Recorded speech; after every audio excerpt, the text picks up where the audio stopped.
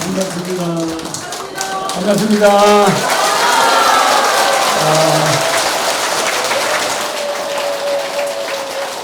대통령 당선돼 가지고 오늘 강의하러 첫 번째 온 것 같으네. 그러니까 청와대에서 간신히 빠져나와가지고 여기 왔더니 여기가 더 힘들어. 저기서부터 여기까지 오는 게 엄청 힘들어요. 알겠죠? 대통령 돼가지고 청와대에서 와서 첫 번째 강의하는 것 같아. 맞죠?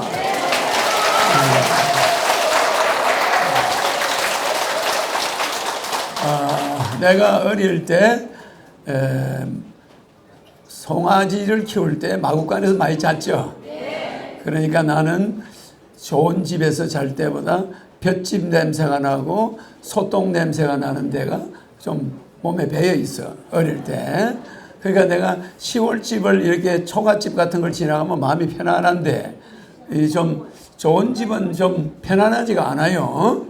그래서 여러분들도 오막살이 집에 가면 잠이 잘 와. 그래서 요새 아파트에서 자는 어린애들은 너무 위생이 잘 돼 있으니까 아토피가 잘 걸리죠? 근데 우리는 흙밭에서 뒹굴었잖아. 1학년 때 교실 들어갔는데 책상 있었을까? 책상 없어요. 우리 1학년이 한 500명 정도 돼 있어. 500명이 1학년으로 신입생이 들어갔는데 마당에 학교 운동장에 선을 그어가지고 그게 교실이야. 흙밭에 앉았는데 노트 있나요? 없어요. 책보따리 있나요? 없어요. 연필 있어요? 없어요.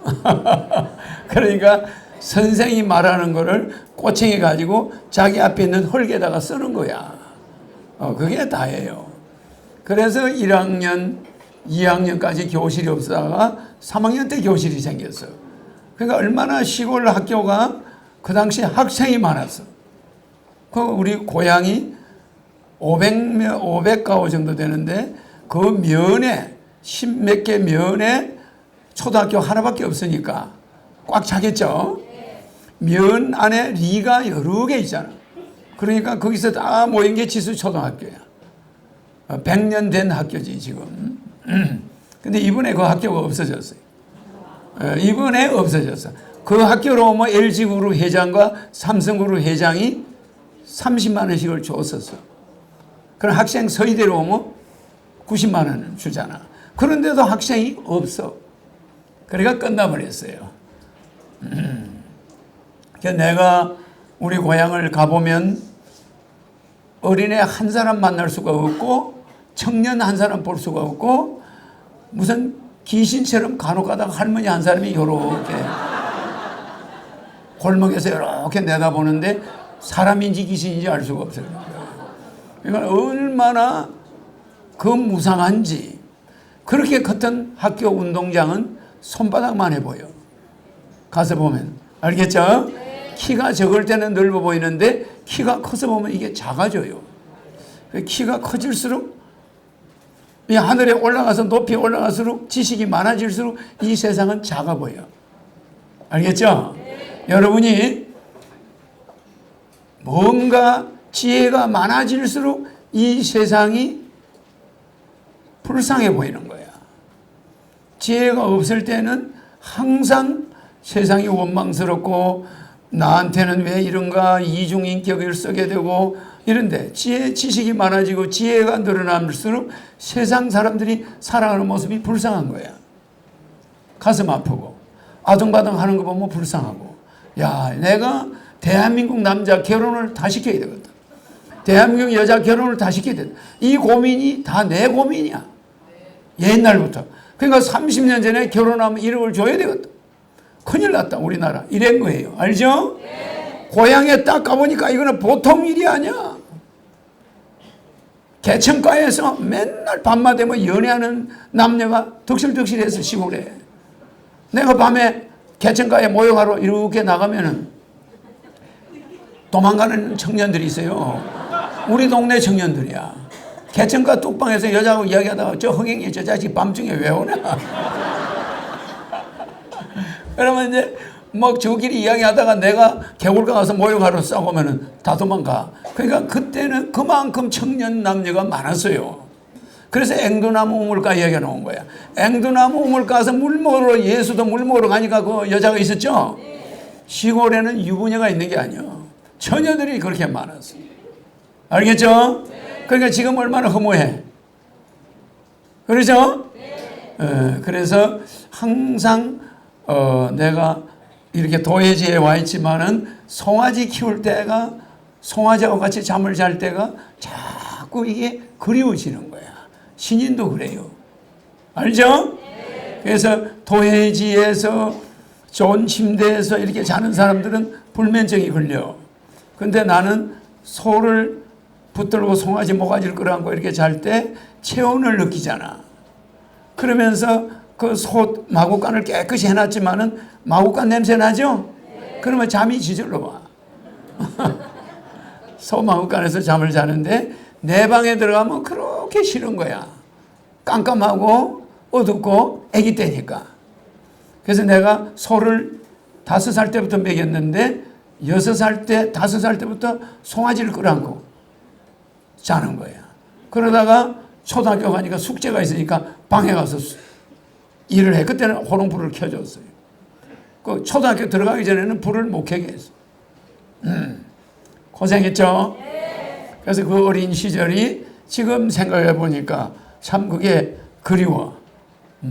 그래서 여러분들이 지금 이 사회가 이렇게 혼란해지고 내가 이렇게 나타나서 이제 여러분들에게 뭔가를 알려주고 진리를 뭐 하고 있죠? 진리를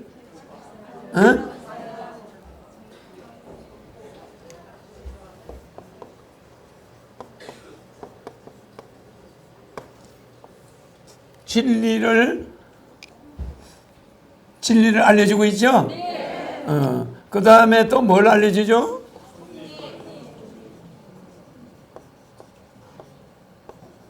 섭리를 알려주죠? 진리는 뭐의 것입니까?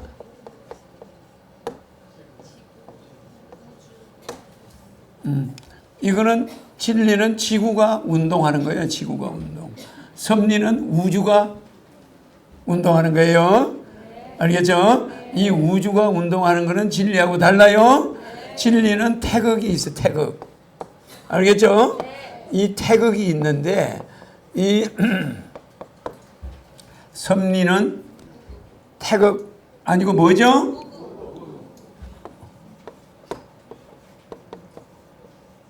무극. 무극이에요. 그래서 이 무극에서 바라보지 않으면 미래를 볼 수가 없어요. 내가 박근혜 대통령이 되기 이틀 전에 생방송에 나가서 박근혜 대통령이 4년 만에 3년부터 떨어져 나가기 시작하는 일이 일어난다 그랬죠? 거기서 제일 강조한 게 청와대가 몽땅 걸려든다. 구판이 일어난다. 51%를 붙는다. 4년 만에 쫓겨난다. 탄핵한다. 촛불시 일어난다. 국회 가서 개헌을 주장하다 쫓겨난다. 6가지. 아주 시나리오를 썼죠? 그 시나리오가 그대로 맞죠? 그렇게 시나리오를 썼는데 박정희 대통령의 그 조직을 엎고 그 탄탄한 박근혜 대통령이 그렇게 무상하게 간다는 거 여러분 내가 이야기하니까 완전히 욕을 태백이로 얻어먹었어. 남의 좋은 집안 잔치에 재수없는 소리 한다고. 그러죠? 내가 어떤 사람을 보고 저 사람이 무슨 뭐다 이런 걸 정확하게 맞춰서 아는 사람들이 많이 있어요. 또 미래를 정확하게 봅니다. 그러니까 그런 보는 사람이 4년 전에 삼성의 이건희 회장이 일주일 안에 쓰러지고 이재용이가 등장할 거다 그래서 안 그래요. 근데 이재용 씨가 나오면은 마커를 빨간색으로 바꿔야 된다 그랬죠?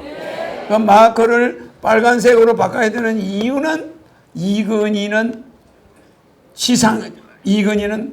왕금이상이야. 왕금이상. 삼성 반도체가 이렇게 생겼죠? 이게 거미줄이죠? 거미줄에 뭐든지 걸려들어. 그래 이 거미줄에 안 걸려드는 사람이 없어. 핸드폰 다 가지고 있죠? 그러니까 거미줄에 걸려드는데 이 거미줄을 가만 앉아서 들어오는 돈을 잡는 사람이 이건희죠. 그러니까 이건희 씨는 왕금이 상이다.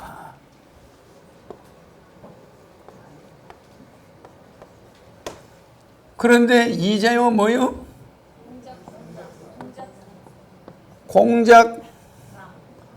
공작에다가 용상이야. 그러니까 이 사람은 색깔을 어떤 색을 해야 되냐면 적색깔 해야 돼. 적색깔. 붉은색. 알겠죠? 그러니까 삼성마크는 적색으로 빨리 바꿔야 앞으로 삼성에 문제가 안 생긴다. 그랬죠? 그러니까 사람들이 그때 콧방귀 뀌었어. 이건희가 왜 쓰러져? 아프지도 않는데 갑자기 뭐 쓰러지나? 돌아간다는 말을 안 했죠? 그랬더니 삼성이 그때 무슨 경영을 한다고 그랬죠? 마하경영. 마하라는 거는 이 마하라는 건 말입니다.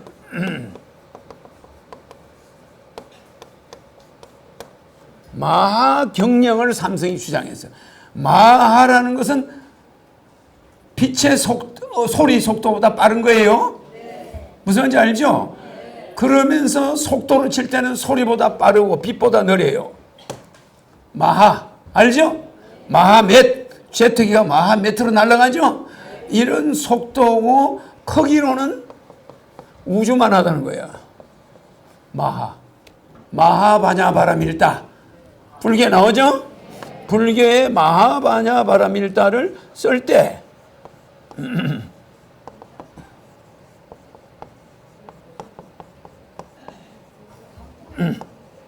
안 보여요?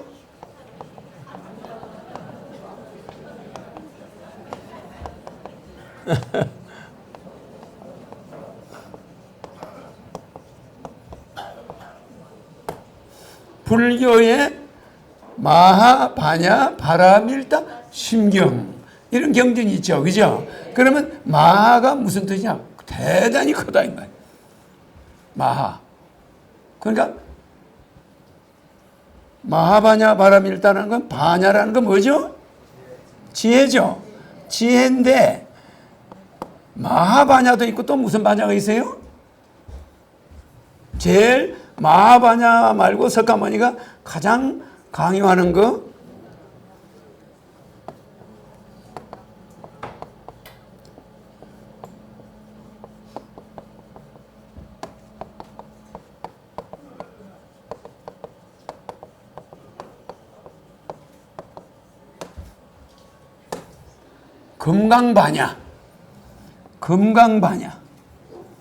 금강바냐라는 건 움직일 수 없는 진리. 그래서 이 금강바냐가 다른 말로 말하면 선미야. 움직일 수 없는 진리를 금강바냐라고 그러는데 삼성이 갑자기 마하바냐바라밀다 마하경영을 하겠다. 이것은 삼성 이건희가 끝난다 이 소리야. 알겠죠? 즉 말하면 글자 하나만 보고 삼성의 운명이 탁 나오는 거예요. 알겠죠? 여자가 여기 머리핀 귀걸이 하나만 딱 보면 그 여자의 운명이 다 보이는 거야. 그거 똑같아. 그러니까 이 글자가 신문에 딱 나는 날 내가 뭐라고 했어요? 이건희가 일주일 안에 쓰러진다. 딱 그랬잖아. 알겠죠? 그러니까 사람의 이름이 얼마나 무섭냐면은 그 사람한테 안 맞는 글자를 딱 쓰면은 그 사람이 안 맞는 이름을 딱 지면 그 애가 아무리 사주팔자가 좋아도 망하는 거예요. 이와 같단 말이에요. 지미 카터가 뭐 가는 데마다 김일성이 만나면 김일성이 죽어버리고 박 대통령이 만나면 박 대통령이 돌아가 버리고 그래 안 그래요? 그러니까 카터가 만난 지도자가 대부분 다 죽었어. 그래서 카터가 목을 카트한다 이거지. 그래서 카트가 오면 카트칼 들고 온다 이 말이야. 그래서 그냥 만나는 사람은 그러니까 카트하고 악수하면 곤란한 거야. 옛날에 그래서. 그러니까 이름이 그렇게 중요한데 마하라는 이 이름이 그래서 여러분이 마하는 다른 말을 바꾸면 대자야. 큰 대자야. 그래서 우리가 이런 이름 알죠? 대형각 알죠? 대형각. 크게 불이 나는 집이다. 이게 뭡니까? 그러니까 대형각에서 몇백 명이 죽었어요. 밤중에 크리스마스 때 불이 나가지고. 내가 불날 때 박 대통령도 그 자리에 가 있었고 나도 그 자리에 가 있어요. 낮 12시에. 서소문에 있는 육교가 사람이 많이 올라가지고 헐렁헐렁 내려앉으려고 하는 거야. 얼마나 육교에 사람이 많이 올라갔든지 대개로 일대 발 디딜 틈이 하나도 없어. 그러니까 200명 정도가 꼭대기에서 밑으로 떨어지는데 떨어지는 거는 보이는데 밑에 탁 떨어지면 피밖에 안 보여. 모든 여자들이 많이 떨어지는데 보니까 뜨거운 걸 못 참고 여자들이 목욕탕에 숨어 있다가 뛰어내리는데 여자들이 탁 뛰어내릴 때 어떨 때 뛰어내리지냐? 몸이 창문 밖에 전부 여자들이 나와서 서 있어. 밑에서 불길이 올라오니까 옷이 확 타버려. 그럼 나체가 딱 되잖아? 그 불길 때문에 떨어지기 시작하는데 머리카락이 밑으로 먼저 풀어지고 몸은 거꾸로 떨어지는데 머리가 땅에 딱 닿는 순간에 없어져 버려. 그래 박 대통령과 나도 그 자리에서 보고 있었는데 딱 떨어지는 시체가 흔적이 없어져 버려. 그리고 피가 강물처럼 흘러내려가는 거야. 그걸 쳐다보면서 내가 여러분들 이름을 잘 지어야 된다는 거 알겠죠? 큰 불이 일어나는 집이다. 이게 몇 명 죽었어? 여기는 추락사만 30명이나 돼 있죠? 이거 투숙객이 400명이었는데 엄청 많이 죽었는데 30명 정도가 여기 뛰어 떨어져 죽었다고 그러죠? 박 대통령 현장에 있어 없어요? 요 시간에 내가 박 대통령이 있을 때 내가 거기 가 있었어요. 내가 권총 차고 있었지 그때. 사복 입고 권총 차고 있었어요. 그러니까 그걸 목격하는데 청와 청량리에 대왕 코너라고 있어요. 또 불났어요. 대자만 붙었다면 전부 불이 나는 거야. 그래서 이름에 함부로 말을 붙이면 됩니까 안 됩니까? 아 이건희가 끝났다 이제. 말을 탁 붙이는 순간에 아 이제 이건희가 일주일 안에 쓰러진다. 무슨지 알죠? 아니 삼성 그 경영 목표가 그 해에 마경영 신문에 딱 나는 거예요. 그래서 내가 육초를 하늘을 탁 보니까 이건희가 쓰러지는 거예요. 그래서 이건희 쓰러진다. 이재용이 빨간 마크 안 하면 삼성이 앞으로 큰 재앙이 계속된다. 이재용이가 구속될 수도 있고 또 계속 지금 일본하고 문제가 생기죠. 이런 사태가 배터리가 폭발해가지고 난리 났는데 그 배터리가 폭발 안 하기 위해서 일본에서 뭐 사오는 거 있죠? 배터리가 있으면 이 배터리의 플러스 마이너스를 분리하는 이 분리막이 있는데 이 폭발 방지 장치야. 그 막을 우리는 못 만들어. 알겠죠? 일본밖에 못 만드는데 그런 몇 가지 부속을 일본이 세계 독점하고 있어. 그러니까 우리가 못 만드니까 삼성이 문제 생기겠죠? 네, 이렇게 되는 거는 뻔한 이치야. 나는 미래를 훤히 보고 있어. 여러분들의 미래도 다 보고 있어. 여기 와서 내 강의를 듣는 사람들은 미래가 어떻게 되는가 한번 봅시다. 여기서 내 강의를 하늘궁에 100번 온 사람 손 들어봐. 100번 온 사람 손 들어봐. 하늘궁에 100번 왔다고 생각하는 사람 손을 들어봐. 아, 100회.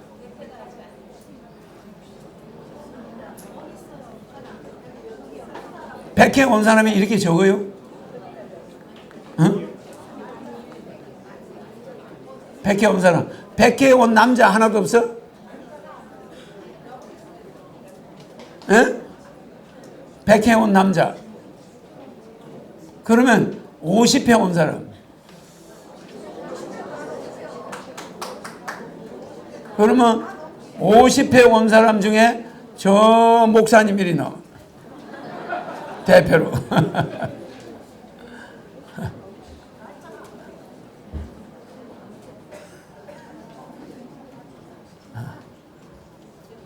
그래 여기 목사님은 누가 보면 내하고 짰다고 그럴까 봐서 저기 처음 온 사람 하나 나와.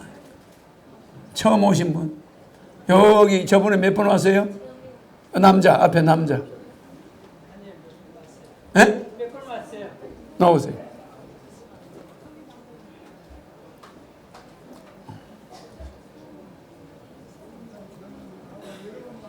이리 올라오세요. 이리 오세요. 자, 내가 앞으로 하늘궁에 100번 오면은 나이를 한 5살씩 올려줄 거야. 말하자면 수명을 늘려준다는 거지. 자기 타고난 수명에서 5살을 올려주는 거야. 그러면 300번 오면은 15살이 올라가죠?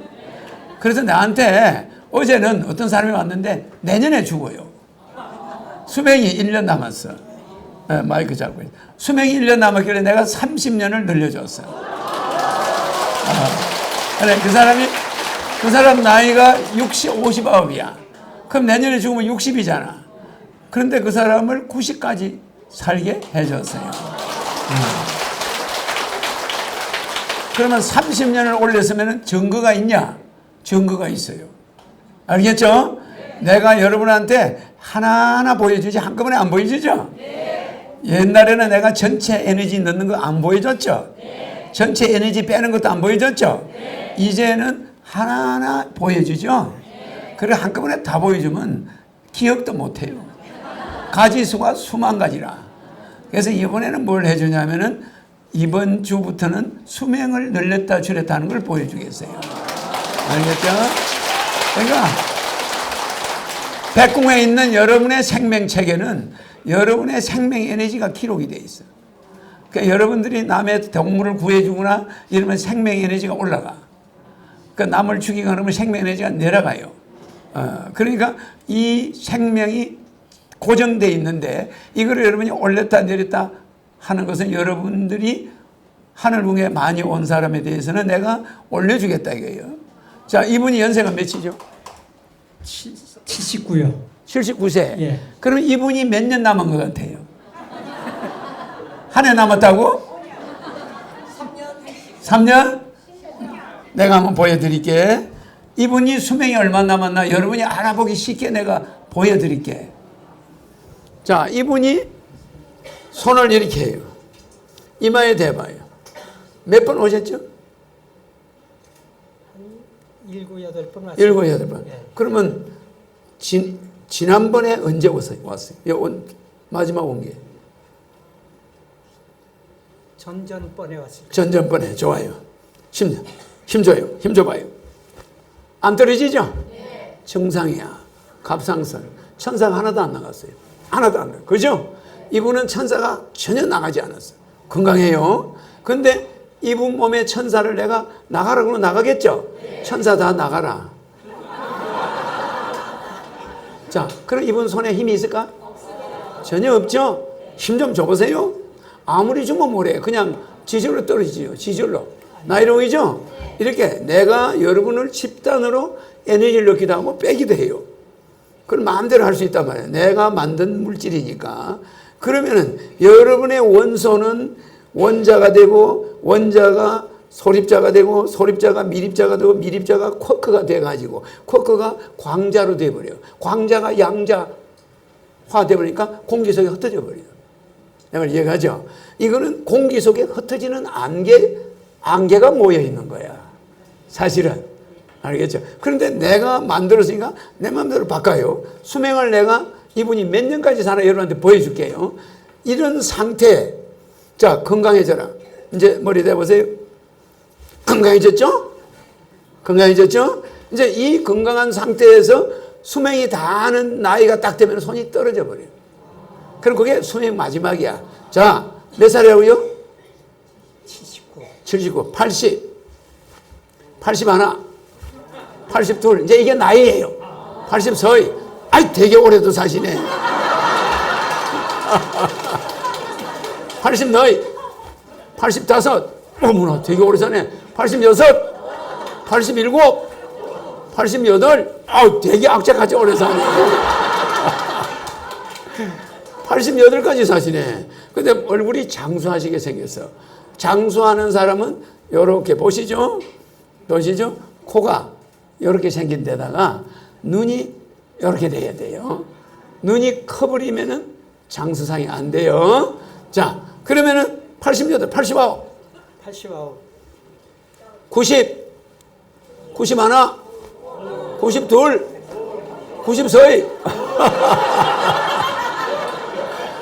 아니, 뭘 이렇게 오래 삽니까? 아니, 이 세상에 한 거 뭐가 있다고 그렇게 오래 살아야 돼? 94이? 90 너희? 95, 96, 97, 대단하네요. 98, 99, 100. 이분이 수명이 99. 정확하게 경계선을 한번 보여드릴게요. 자, 99. 99. 까뜩없죠? 절대 안 떨어지죠? 100. 힘이 없어요. 무슨지 알죠? 이분은 타고난 수명이 99이에요. 100살은 못 가는 거야. 아버님이 몇 살까지 사셨어요? 49, 49세에 돌아가요. 예. 어머니는 75. 75세. 예. 근데 아버지는 무슨 병으로 돌아가셨어요? 좀 본인이 스스로 목숨을 끊었어. 예.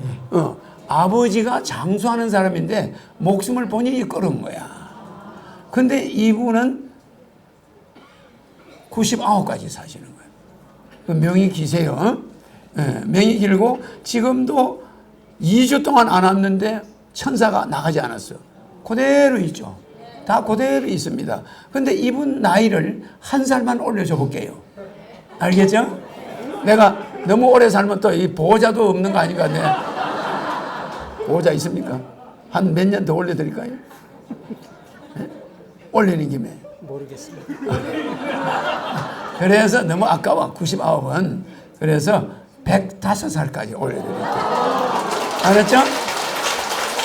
그럼 내가 이분한테 명령을 하는 거예요. 잘 보세요. 이 세포한테 105살까지 살아라. 이러면 끝나는 거예요. 그래서 내가 명령을 하면 이 몸은 그 명령이 백봉에 그대로 입력이 돼버려요. 그럼 이것을 과학자들이 흉내낼 수가 없어요. 자, 머리 대세요. 100. 떨어집니까? 100 하나. 떨어집니까? 안 떨어지죠? 102. 103. 104. 105. 106. 알겠죠? 이분은 내가 수명을 105까지 딱 늘리고 106세는 똑 떨어져요. 그럼 이분은 정확하게 105까지 사시는 거예요. 그 여러분들은 내가 여러분 자녀들이나 여러분의 수명을 늘려줄 수 있는 사람은 우주에서 내 하나예요. 알겠죠? 자, 또 궁금한 것이 우리 목사님이 몇 년 사나 궁금해. 몸이 돌덩어리 같아. 아주 차돌 같고 부지런하고 건면하고 다 있죠? 뭐 여기 굴러서 뭐 금강산 꼭대기 가서 굴러도 멀쩡할. 그런데 이 목사님이 전형적으로 과로사를 하는 사람의 특징을 가지고 있어. 뭐 일을 하면 목숨 걸고 해버려. 에?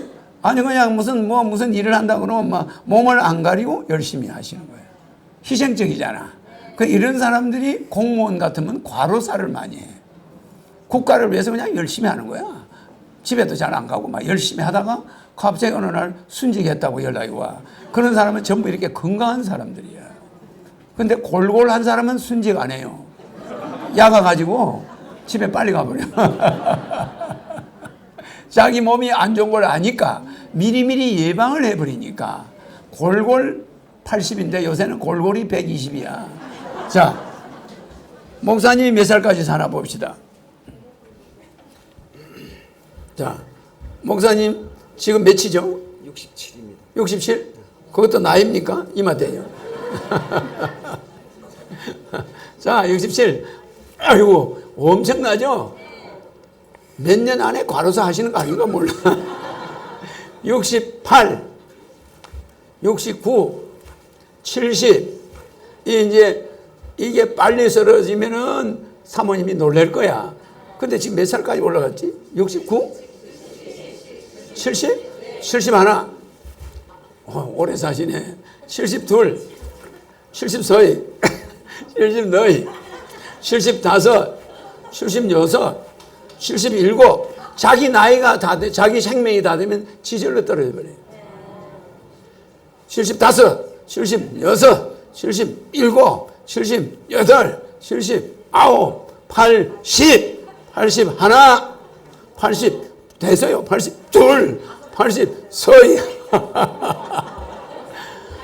이 목사님은 코가 100살을 넘기는 코예요.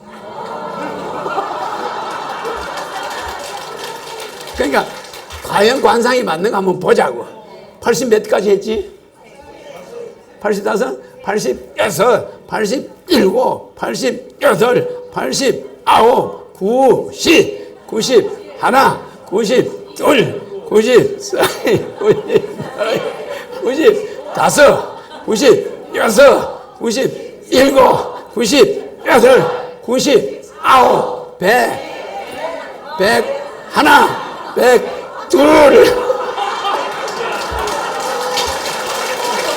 목사님이 120세까지 사는 거야. 그러면 101와 102세가 어떤 차이가 있나? 다시 보여줄게. 101, 어떤 경우도 못 떼요. 아저씨가 한번 떼보세요. 이 손. 101, 떼보세요. 떨어집니까? 안 떨어지면 그냥 안 떨어진다고 그러세요. 그거 달라 들어봐야 안 돼요. 102. 102는 힘을 줄 필요가 없어요. 힘을 줄 필요가 없잖아. 왜? 수명이 101가 다야. 그러니까 이거는 105까지 해줘야 되겠어요. 목사님이 봉사를 열심히 했잖아. 그러니까 4년을 늘려주겠다. 목사님은 105까지 사세요. 그러면 이제 목사님 기록이 100공에 105으로 기록이 체인지 돼버려요. 그러니까 내가 이렇게 말을 하면은 이것이 우주에 그대로 가서 기록이 돼버려요. 그게 바로 또 내려와. 알겠죠? 자, 102 떨어집니까? 예? 떼보세요. 102 떨어집니까? 100서이 100너이 105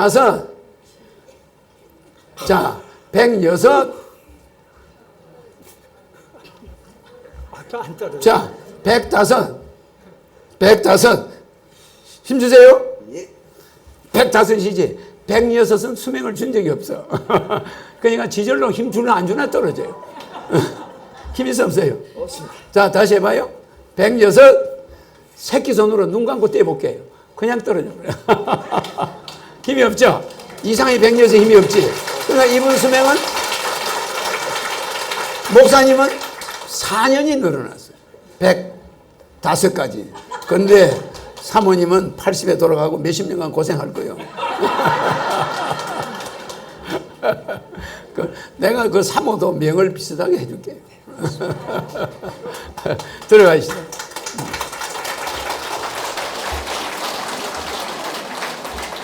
인간의 수명을 자유자재로 늘려주는 사람 대한민국에 있죠? 네. 앞으로 미국 사람들이 자기 수명 1년 넘기려면 10억을 가지고 와야 돼. 록펠러가 암이 걸려가지고 자기 수명을 살려줄 사람한테 전 재산의 반을 주겠다 그랬지. 1년만 살려주는 사람 있으면 내한테 오면은 원하는 데까지 살려줘. 그렇죠? 그런데 아무나 수명을 살려주는 건 아니에요. 늘려주는 거는. 그러나 수명을 줄일 수도 있고 내가 100살까지 살 사람을 50살에 죽으라 이러면 50살에 죽어요. 정확합니다. 이거는 오차가 제로야. 그래 이걸 과학자들이 조사하겠다. 조사할 수 있어요. 방금 손을 떼보면 알아. 이미 100살 살 사람을 50살에 죽으라 하면 50살이 넘으면 손이 다 떨어져 버려요. 수명이 없는 거야. 그러니까 이 젊은이들을 50에 가게 할 수 있어. 이 사람들을 300살까지 가게 할 수가 있어. 세포가 바뀌어버려. 알겠죠? 네. 그러니까 내 마음대로 수명을 늘렸다 줄였다 하는 사람이 세계 역사상 처음 나타난 거야. 맞죠? 이거 내보고 당신이 뭔데 인간의 수명을 늘렸다 줄였다 마음대로 하냐. 이렇게 말하는 자가 있다면 그 자는 신을 모르고 이 세상을 사는 것은 가장 불행한 거예요. 알겠죠? 네.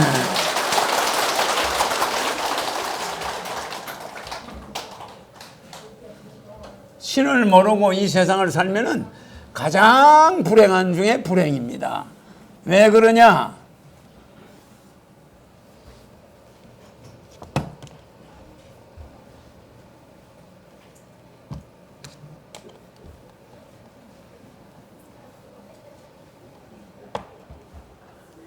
나이 장사 하게 생겼네, 나이 장사. 외국 사람들이 이거를 나중에 번역해가 방송을 보면은 수명을 사러 오는 사람이 있어요. 1년에 부르는 게 값이야.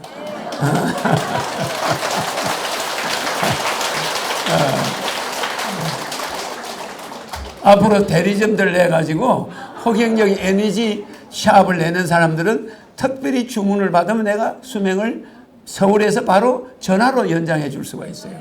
그러면 그 대리점들은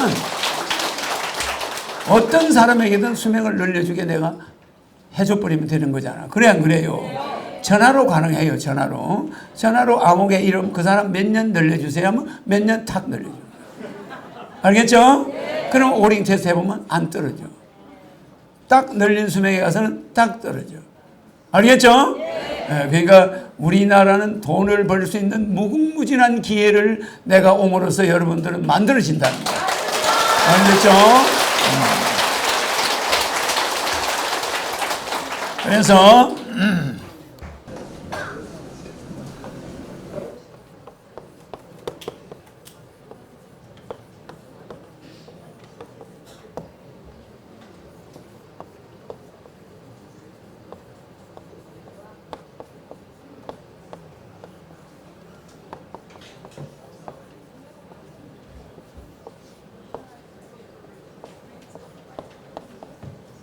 이거 펜이 좋지가 않네.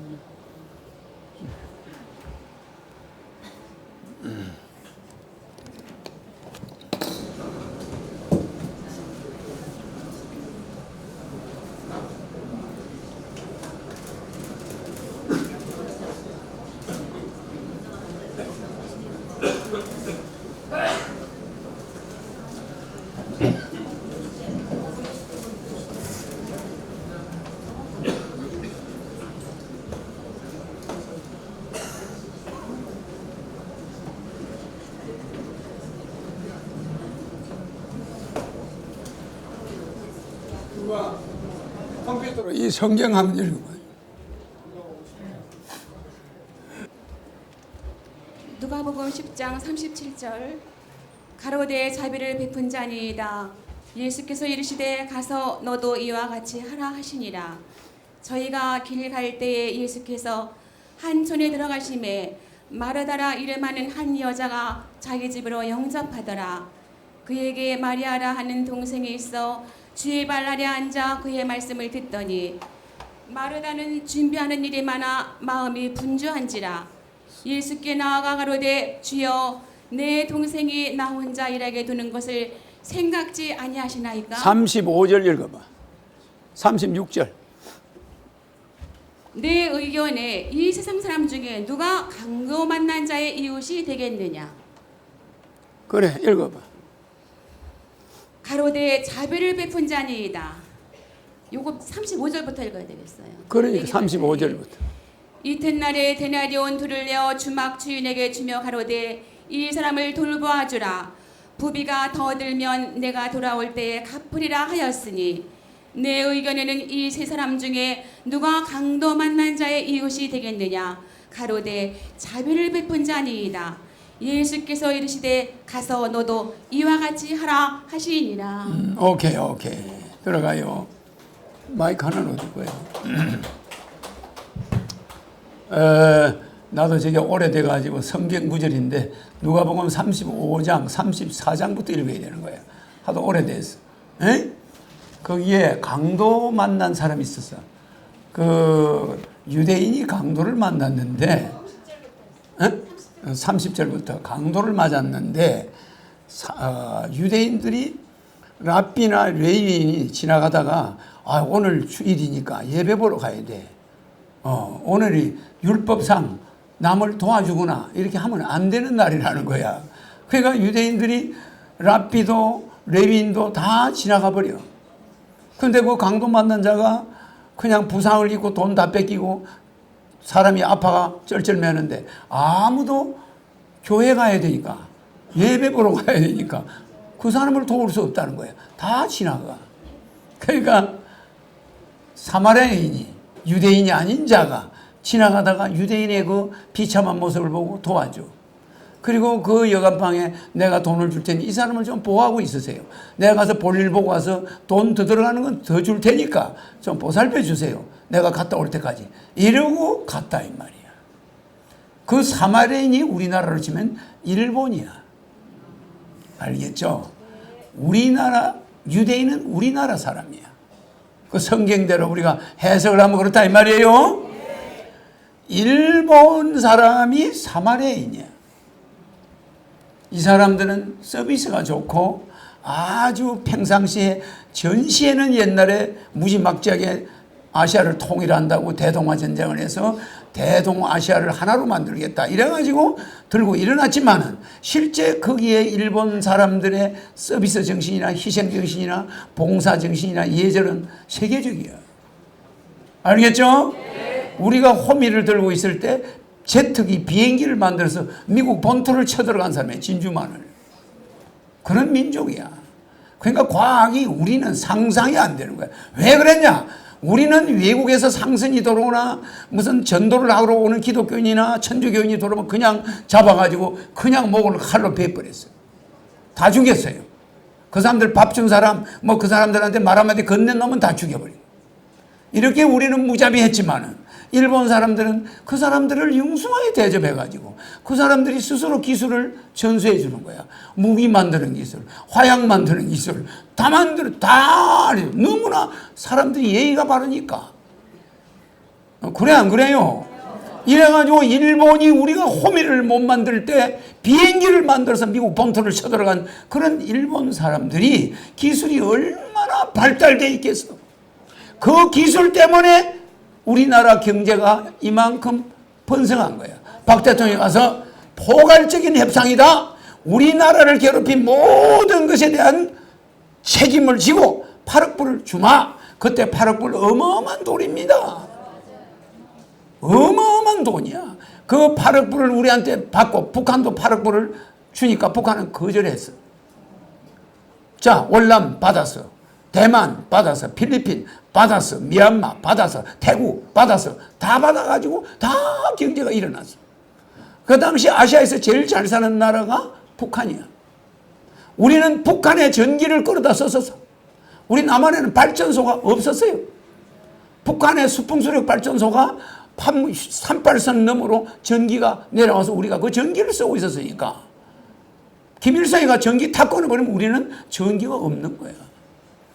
그러니까 그 전기를 가지고 공장을 돌리려니 우리나라가 형편없죠. 그런데 그 김일성이는 일본 돈 8억 불을 그런 거 안 받는다 우리는.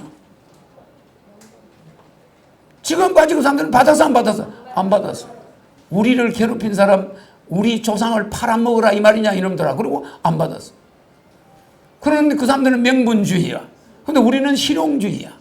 박정희 대통령. 좋다. 우리나라를 살리기 위해서 당신들 지금까지 우리 민족에 피해 준 거 몽땅 8억 불로 해서 끝내자. 3억 불은 그 당시 유상이야. 몇십 년 후에 갚기로 했어. 나머지는 무상 보상이야. 그래서 그거 8억 불을 가져와서 박 대통령은 당장 공화당사가 없으니까 당원들이 공화당을 지읍시다. 그 돈으로 일부 공화당을 지읍시다. 박 대통령이 안 된다. 또 어떤 사람은 내무부 청사가 없는데 하나 좀 지읍시다. 이거는 정치 자금으로 그 돈을 서로 쓰자고 달라들어. 그러니까 박 대통령이 안 된다. 우리 할머니 어머니들이 가서 위안부하고 강부로 끌려가서 죽고 그 피해 본 사람들 보상해 주기 위해서는 우리가 먼저 산업을 일으켜 가지고 그 사람들 도와주기로 다 그 빚을 갚아야 된다. 그런데 그 돈을 우리가 청사를 지어 정치 자금을 쓰자고 한 푼도 못 쓰게 하고 강요들이 와서 아이고 내무부 청사 좀 하나만 찝시다 그 돈 가지고 아이 뭐 하나 합시다 계속 돈을 뜯어가려고 하는데 박 대통령이 그걸 막았어. 딱 막고 우리는 작업복 입고 살더라도 후손들이 사람답게 살게 하려면 이 돈 가지고 우리가 공장을 지어야 된다. 고속도로 놔야 된다. 절대로 개인적으로 우리는 쓸 수가 없다. 이렇게 해가지고 8억 불에서 한 푼도 정치자금으로 안 쓰고 그 돈을 다 경부고속도로 포항제철 막 산업시설에 100% 투입했어. 그래가지고 우리 경제가 급성장. 그 당시 북한보다 3배가 뒤쳐졌어. 그 당시 북한이 155불 우리는 68불 이랬는데 갑자기 대일청구 작업이 딱 오고 나서 우리가 지금 북한하고 40배 경제성장이 일어난 거는 일본 돈 때문이야. 그런데 최근에 작년에 대법원이 말이야 또 개별적으로 그 당시 피해본 사람들이 일본한테 청구하는 걸 손을 들어줘 버렸어. 이거는 국가 간 신뢰를 떨어뜨리는 거야. 대한민국과 일본이 아무리 박정희 대통령이 협상을 했더라도 그 빚은 갚은 거야. 그런데 위안부들한테 산업시설에서 돈 벌었으면 위안부 할머니들한테 그 돈을 많이 줘야 될 거 아니야. 왜 위안부 할머니가 일본 사람한테 돈 내놔로 해야 돼? 일본은 100% 줬는데 산업시설의 피해도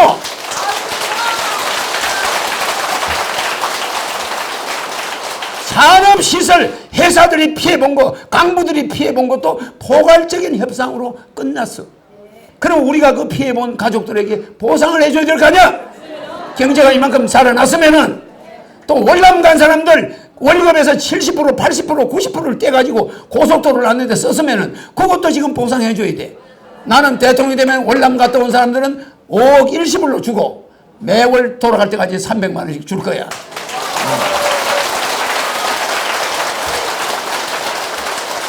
무슨 말이냐 하면은 국가가 위안부한테 줘야 될 돈, 국가가 기업체 피해본 사람들한테 줘야 될 돈을 일본에다 내놔라고 자꾸 우리가 대들면 그 사람들이 그 당시 상대한 박정희 정부는 정부가 아니다 이 말인가? 이거 있을 수 없는 대법원 판결이 작년에 났어요. 이렇게 우리 법원들이 정신을 못 차리고 왔다리 갔다리 하면은 대한민국의 외교가 뭐가 되냐 이 말이야.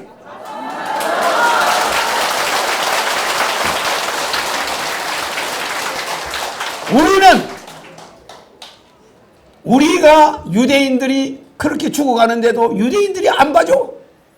율법이 있다. 오늘은 율법주일이니까 안식일이니까 환자를 고치면 안 된다. 다 지나가 버려.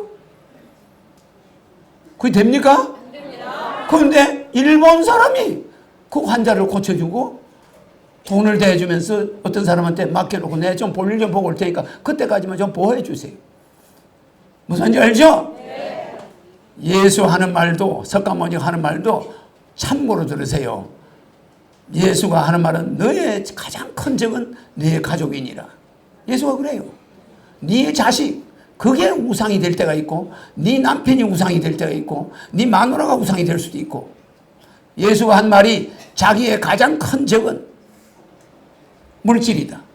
너희가 돈을 나를 팔 수가 있다. 돈 때문에 너희가 돈이 우상이지 나를 따르는 자보다 돈을 따르는 자가 더 많을 것이다. 이렇게 예수가 예언했어. 무슨지 알죠? 그러니까 여러분들 가만히 보면은 지금도 물질적으로 가고 아버지 조상 팔아먹고 형제 팔아먹고 싸우고 난리야. 그러면 되겠습니까? 진정한 이웃이 되려면은 일본이라는 나라가 우리나라에 준 은혜는 나쁜 것도 했지만은 그들이 우리에게 가르쳐 준 기술이 있죠? 네. 산업시설 다 만들어 놓고 철도 나눠놓고 도망갔죠? 네. 우리가 만약에 일본이 들어오지 않았더라면 우리가 무슨 공장이 그리 많이 있었겠어요? 모든 공장 일본 사람이 들어와가지고 공장 차려놓고 기술 다 가르쳐 줘놓고 달아난 거야.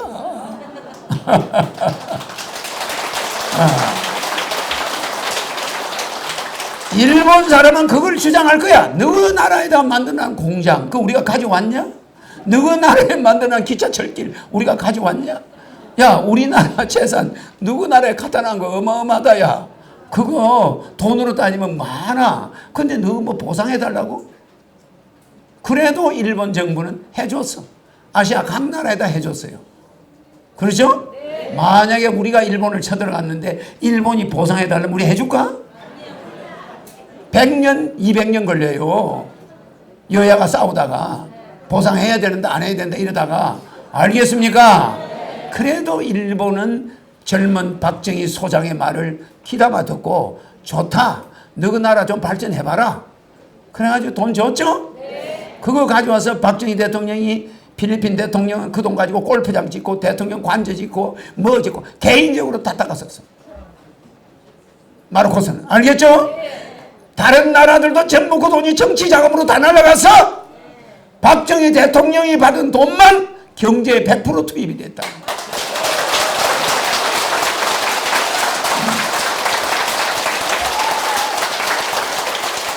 나는 좌파도 아니고 우파도 아닙니다. 알겠죠? 있는 그대로를 이야기하는 거야.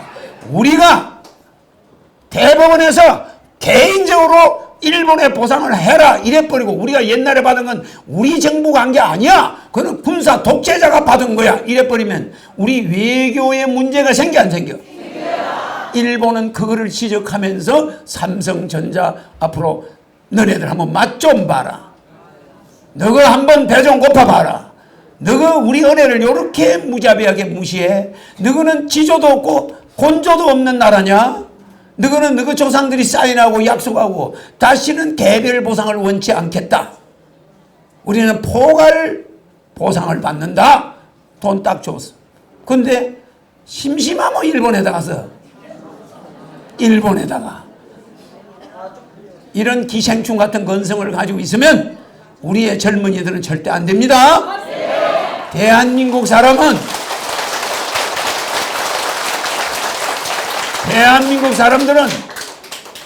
자조, 근면, 협동. 알겠죠? 대한민국 사람은 자존심이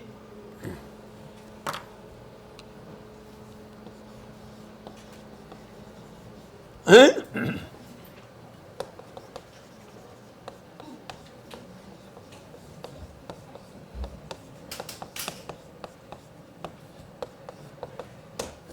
자조, 근면, 협동.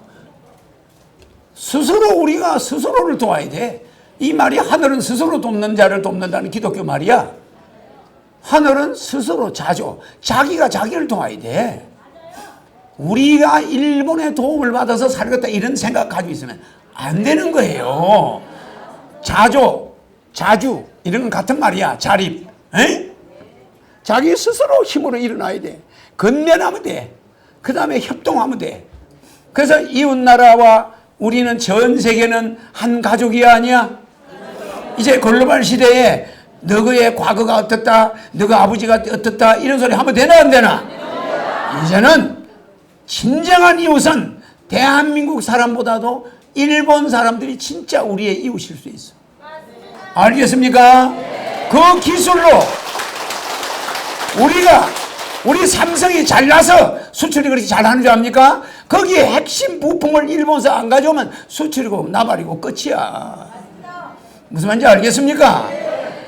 서로가 서로를 도와가면서 힘을 맞대는 것이지, 일본은 상속세가 없으니까, 약하니까 500년 된 기업이 그래도 1000개, 300년 된 기업이 그래도 3000개 뭐 이렇게 되지만, 100년 된 기업이 3000개나 되지만, 300년 된 기업이 1000개나 되지만, 우리나라는 100년 된 기업 하나야.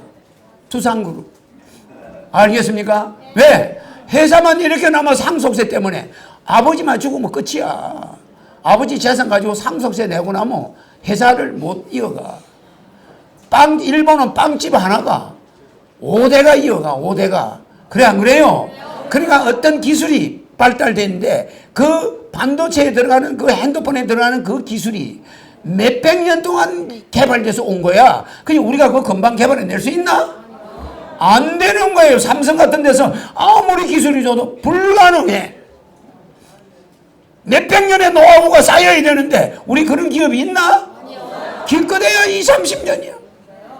한 미천 챙기면 따라나 버려. 그래 안 그래요? 아, 내가 괜히 이거 목이 쉬려고 그러네. 알겠죠? 그러니까 우리는 남을 탓한 사람들은 성공할 수가 없어요. 자조, 스스로 기술을 익혀야 돼. 내가 어릴 때 공부할 때 말입니다. 여러분 공부하는 거 그 공부가 아니야. 모든 공부가 머릿속에 다 들어있어. 내 노트 정리한 걸 보면은 놀라지 않는 선생이 없어요. 무슨 말인지 알아요? 내 노트를 탁 제껴보면은 일목요연하게 탁탁탁탁탁 요건 뭐 오랫동안 기억해야 될 거, 단순히 기억 짧게 해야 될 거 탁탁탁탁 구분이 되어 있고 모든 선생들이 보고 뒤로 짜빠져요. 거짓말 하는 거 아닙니다. 내가 뭐 안 보고 헛판에 적으니까 저 사람이 뭐 신인이라서 퍽퍽퍽 적는 줄 알죠?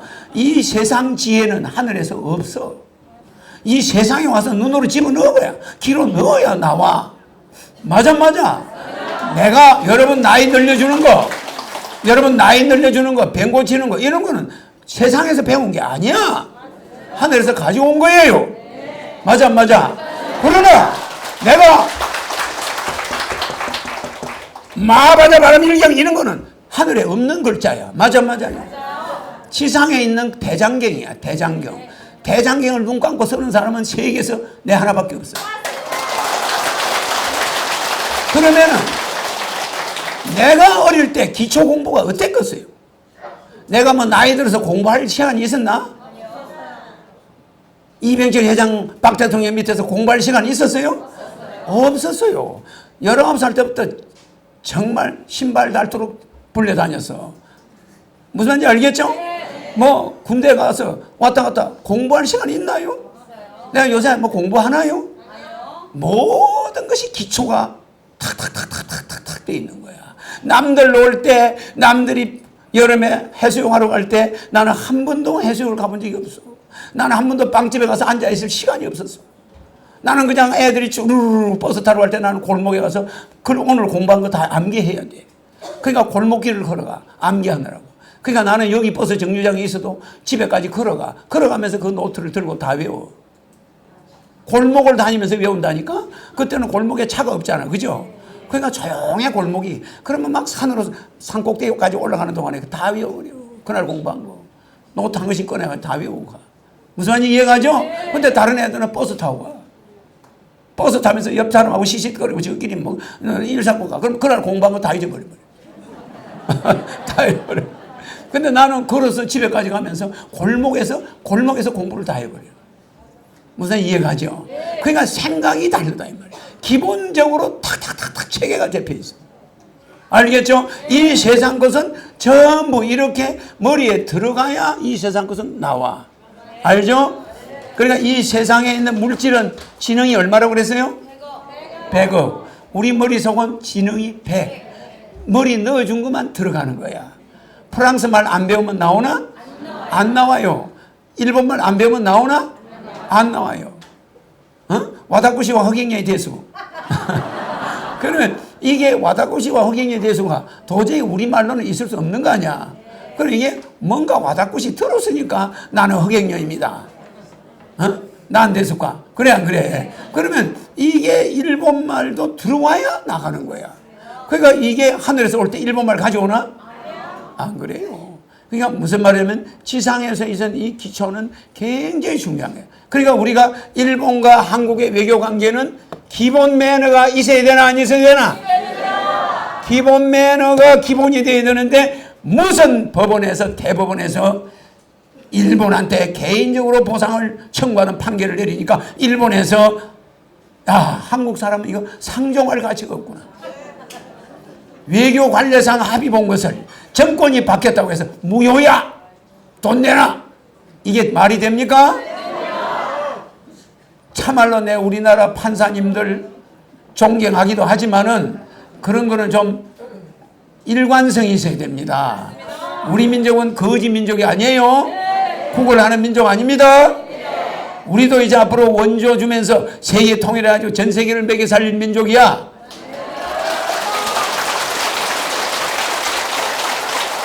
그래서 삼성이 그렇게 되지 않기를 내가 바라고 예언을 했는데 내 말 듣는 사람이 있나 없나? 아무도 없어. 알겠습니까? 그리고 일본과 마찰이, 한국과의 마찰은 허경영이가 대통령 되면 제일 먼저 일본에 가서 사과할 거야. 알겠습니까? 우리 대한민국 국민의 행포를 진심으로 사과한다. 이렇게 해야 우리 국민을 먹여 살 수가 있어. 그래 안 그래요? 자기 반성을 안 하고 무조건 이웃 사람을 나쁘다. 이거 고쳐야 됩니다.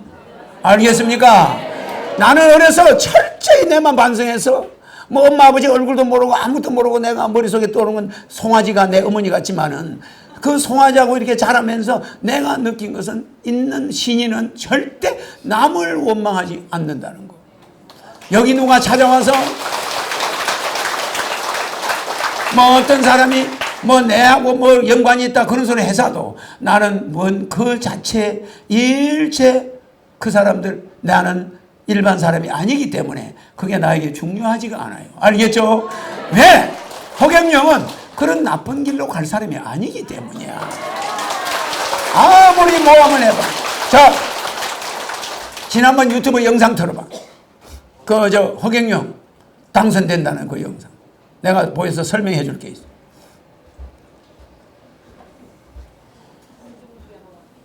그래서 예수도 진정한 친구를 이야기하죠? 네. 진정한 친구는 이제 외국의 모든 나라가 우리의 진정한 이웃이야. 알겠습니까? 네. 자, 이거는 뭡니까? 남긴 여가혼. 이거는 조선 중기까지. 조선 중기까지는 남자가 여자 집으로 시집 갔어요. 장가 갔어. 그래서 그때 조선 중기까지는 뭐라고 그래요? 에? 장가. 장인 집으로 간다 이 말이야. 그래서 우리가 장가 간다 그래. 그런데 조선 중기 위에는 시집 간다로 바뀌어버렸어. 시집은 뭐요? 어? 시집은 이 시부모 시자야. 시가살이 하러 가는 거야. 맞아, 맞아요. 장가 가던 사람들이 이제 시가살이 하러 여자가 남자 집으로 가는 걸 시가라고 그래. 시가 때. 알죠? 그래, 이걸 다른 말로 한국말로 하면 시집. 이게 집 가짜니까. 시집. 맞죠? 네. 이게 시자고 이게 집 가짜니까 시집. 시집을 가는 거. 옛날에는 장가 갔어. 그 조선 이후에는 여기 남과 혼. 여자가 남자 집으로 간다. 혼인하기 위해서. 맞아. 그래서 우리는 여기 남과 혼으로 바뀐 거잖아. 근데 옛날에는 남자가 여자 집으로 장인 집으로 갔다. 장가. 이거 내가 뭐 시간이 지금 저거 이야기하고 시간이 좀 뭐야 이야기해 줄 게 있는데. 자, 이거 한번 들어보세요. 자, 한번 들어봅시다. 이 사람이 굉장히 요새 내 유튜브에서 내 이야기를 많이 해. 유튜브 방송에서. 두 번째까지 했죠? 안녕하십니까. 우파 정치일기입니다. 자, 오늘은 좌파들이 거짓이 넘어야 할 큰 산, 허경영의 국가혁명당 이런 제목으로 한번 또 말씀을 나눌까 합니다. 자, 우리나라는 지금 언론이 완전히 민노총사나 언론이 완벽하게 작용화되어 있습니다. 뭐 공중파 3사 플러스 종편들 모두가 단 하나도 우파를 어떻게 대변하는 그런 언론이었고요. 완전히 정부 나팔소 작용화되어 있는 것이 우리나라 언론입니다. 자, 그런데 이 언론이 작용화되어 있다는 것은 곧 문재인 정부의 어떤 이 작용화되는 우리나라를 계속 이렇게 지지하고 국민들의 눈을 가린다는 거죠. 근데 이제 우리나라 언론이 어느 순간 냄새를 맡게 됩니다. 자, 그 냄새를 딱 맡아서 SBS가 국가혁명당 즉 허경영을 이제 견제하기 시작하고 나름대로 이렇게 조금 무너뜨리려고 이렇게 나섰죠. 그것이 어떻게 보면은 큰 산 허경영이 국가혁명당을 넘어야 되는데요. SBS가 산을 입구에서 중상을 입었습니다. 자, 무릎 뜯은 것이 SBS가 이제 그 나름대로 그 허경영이가 아, 이래도선 안 되겠다 해서 SBS가 그런 것이 아니고 SBS가 어떤 자, 그럼 방송인지 하면은 조금 앞으로 당겨. 여러분 이제 SBS가 어떤 거라는 거 알죠? 자, 당겨봐. 조금 지나서. 왜 허경영이 대통령이 될 수밖에 없냐 그거 말씀드리면요. 이게 지금 우리 지금 리얼미터나 뭐 한국갤럽 이런 데서 조합하는 건 이 여론조사하는 건 못 믿죠. 이 사람이 그거 다 좌파들이 세운 여기에서 허경영이가 대통령이 될 리얼미터 수밖에 없다는 한국갤럽 이런 소리를 데가요. 다 여섯 좌파들이 번이나. 일부러 그걸 세운 겁니다. 그걸 이용해서 걔네들은 맞춤형 여론조사를 만들 수가 있어요. 걔네들은 어디에 전화하면은 몇 프로의 전화가 나온다는 걸 다 알고 있어요. 그래서 이 유튜버가 이제 사실은 허경영을 국민을 깨워주고 허경영을 대통령 만드는데요. 이거 어떤 그 길거리 여론조사라고 해서 이게 어디서 한 건가 하면요. 이게 젊은이들의 어떤 여론을 알 수 있는 거예요. 서울대 앞에서 한 거예요. 서울대 앞에 학생들 앞에서. 지금 잘하고 있다가 26%고 못하고 있다가 66%예요. 서울대 앞에서 직접 그 유튜버가 가서 이거 여론조사한 거라니까요. 이게 정확한 거예요. 이것도 뭐 다른 뭐 노인네들 상대로 한 것이 조금 아니고 당겨봐. 젊은 애들 조금만. 간지다 이거 대전 보수를 찍는다 이러면 자기가 뭔가 모르게 이제 좌파들이 그렇게 교육을 시켜놨죠. 니네들 보수하면은 니네들은 뭔가 모르게 뭐 꼴통이다. 니네들은 이 세상에 어떤 TBS처럼 이렇게 자기를 건들 너무 때 앞으로 그거 나갔다. 한번 이제 거기 조금 뒤로 와. 그래서 얘네들이 상대적으로 그냥 그냥 어떻게 보면은 코미디 정당 허경영이 찍으면은 그냥 남들이 생각하더라도 그래 웃으면서 이렇게 찍을 수 있는 애들이 거의 이제 학생들이 전부 국가혁명당으로 간다는 거예요. 젊은 애들이 한국당은 이제 공화당 그래서 지지 세력이 없어. 지지 세력이. 자, 이 공화당이 살아남을 수 있는 거는 그 골수 지지 세력이 있어요. 역시 자경화된 좌파들도 자경화된 친노 세력이 골수 이건 어떻게 보면은 문재인을 그냥 문재인이 아무리 그냥 간첩이든 뭐든 간에 악마든 간에 지지하는 세력이 친노 세력이야. 이 공화당도 아주 골수 지지 팬들이 있어요. 그래서 이 공화당과 친노 세력이 남는 거예요. 이 한국당은 골수 세력이 없어요. 그래서 이거는 그냥 공중분해 된다는 거예요. 이 혁명당 또한 이제 유튜브를 통해서 세력이 엄청난 골수 세력이 생겨났어요. 보세요. 이미 유튜브를 통해서 기존 못 사는 사람들 있잖아요. 예를 들어서 좀 가난한 사람들이나 또는 정치가 이렇게 불합리하다 지금까지 쏘갔다 정치인들한테 이런 사람들은 국민배당금 150만 원 준다 그러죠. 또 기존 정치인들한테 신물 난다는 사람, 그런 사람 국가 뭐라 그랬죠? 무슨 정신교육도 보낸다 그랬나요? 그런 사람들은 골수 지지층이 이미 돼 있어요. 이 국가혁명당에. 그렇게 골수 지지층이 있는 당이 국가혁명당, 우리 공화당, 그리고 친노 세력, 이건 골수 세력 등이 있으니까 이건 무조건 앞으로 전진이야. 절대 안 망해. 절대 안 망하죠? 골수 지지 세력이 없어요. 그래서 이건 망한다는 겁니다. 골수 지지 세력. 그래서 여기서 분산되는 게 혁명당 가고 공화당 가고 친노 세력 가고 이게 다 가고 없어요. 나중에는. 자, 젊은 사람들이 이제 어디로 아까 말씀드렸죠. 젊은 사람들이 공화당 가기는 조금 그렇고 좀 뭔가 모르게 자기 자신이 뭔가 모르게 배우지 못한 그런 조금 뒤떨어진 듯한 그런 마음이 든단 말입니다. 그렇다고 이제 이 좌파들 찍어주려니까 아니야, 이거는 지금 좌파들은 완전히 실체를 알았어. 그러니까 이 사람들이 그냥 우스갯감으로 나는 그냥 아주 가볍잖아요. 나 허경영이 찍었어. 이러면 남들이 뭐라 그러지는 못하는 거예요. 그렇잖아요. 이 사람이 그렇게 된다니까. 저건 싫어. 내가 우스갯감으로 이렇게 넘길 수 있으니까. 그래서 젊은 애들이 공화당을 나는 이 공화당이야. 이 혁명당을 찍을 거라고 봐요. 나는. 찍을 거라고 보는 거죠. 그래서 이 혁명당이 이번에 한 20석. 왜냐하면 조직은 없어요. 조직은 없는데 지금 그냥 이 젊은 사람들은 조직으로 움직이는 게 움직이는 게 아니잖아요. 조직으로 움직이는 것이 아니니까 틀림없이 혁명당은 보이지 않는 거의 한국당을 찍을 듯한 그런 세력들이 혁명당에 엄청 찍을 것이고, 이제 이 대선이 문제죠. 대선은 지금 말씀드렸지만은 대선 후보가 없어요. 여야 아무데도 없다니까요. 허경영 외에는 없어요. 그래서 허경영이 좋아서 그런 게 아니라 허경영이 될 수밖에 없는 조건이 딱 갖춰져 있어요. 여당은요, 지금 여당 좌파들은 아무도 없다 그랬잖아요. 저 믿을 사람, 일단 여당에서 믿을 사람이 없어. 얘네들이 믿지를 못해. 문재인이가요, 이재명이도 못, 이재명이 해주는 순간 이재명이 대통령 되잖아요. 가장 먼저 문재인이 감옥에 보낸다니까요.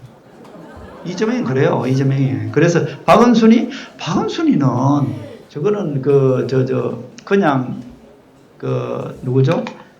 이 박은순 아들의 아킬레스건을 걸고 있어요. 뒤를. 그러니까 박은순은 자동적으로 물러나는 거예요. 이낙연 얘네들은 그냥 우선 잠시 그냥 써먹는 일회용 그냥 좌파들이 써먹는 일회용 얼굴마담이고요. 근데 이재명하고부터, 그런데 이재명도 어느 순간은 이제 박은순이 무너뜨리고 나면은 이재명이 막 살아남을 거 아니에요. 그러면 이재명이 그냥 지도세도 모르게 어떤 비리 딱 잡아서 탁 무너뜨릴 겁니다. 그때는 아마 내 생각에는 얘를 내세우지 않을까. 왜냐면 믿을 수 있는 사람이 없는 거야. 이 문재인이가. 그래서 얘를 내세우지 않나, 후계자로. 믿을 사람이 얘밖에 없으니까. 아니면 이제 임종석이 그것을 다 코치하겠죠. 왜냐하면은 이